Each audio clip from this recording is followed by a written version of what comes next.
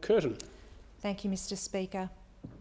Over 1,000 veterans live in my electorate of Curtin, and as the location of the home of the SAS Regiment at the Campbell Barracks in Swanbourne, we also have hundreds of current serving men and women and their families.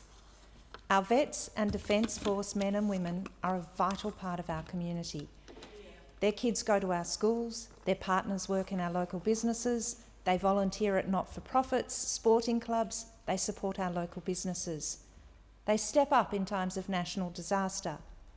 They are our neighbours, they are our friends. They are not separate, they are us.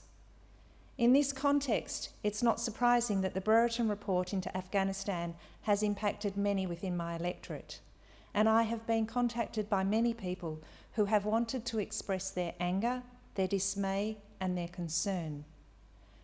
No one contests that the allegations which are detailed in the report against a small number of people involved with the SAS are extremely disturbing.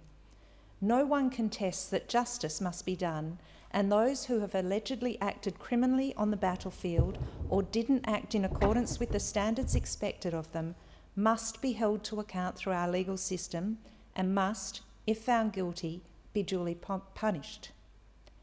But there is enormous concern, anger and dismay that all are being tarred with the same brush. Two major concerns have been shared with me. The first is the recommendation to strip all 3,000 plus Special Operation Task Group members of the meritorious unit citation. To punish and denigrate all for the actions of a few is not, in my reckoning, fair, and it certainly does not serve justice.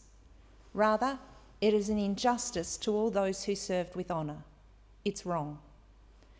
The second concern is that the leadership appears to have been exonerated from all responsibility, which is anathema to the principles of the chain of command, responsibility and authority upon which the Defence Forces are built. This apparent exoneration is even more inflammatory given that it is being done in the context of the recommendation to strip 3,000 serving members of their citation.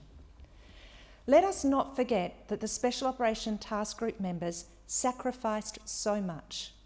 Many came home traumatised, physically and mentally harmed.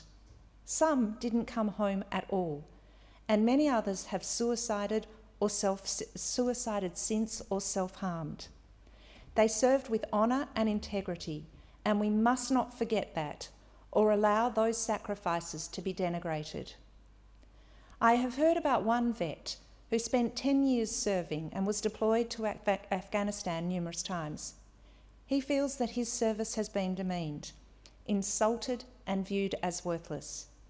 He feels that he wasted 10 years of his life and missed half of his children's lives for nothing. This is wrong. Let us also not forget the sacrifices made by the families of our defence personnel, often living transient lives, and in the words of one mother, spending the time during their deployment trying not to think about what was happening to my son and praying for his safe return. I know some of these families, and I know firsthand that despite the sacrifices they endure, they don't moan, they don't whinge, they don't complain. And in fact, they are often the very first people to put their hands up to help other people in the community in need.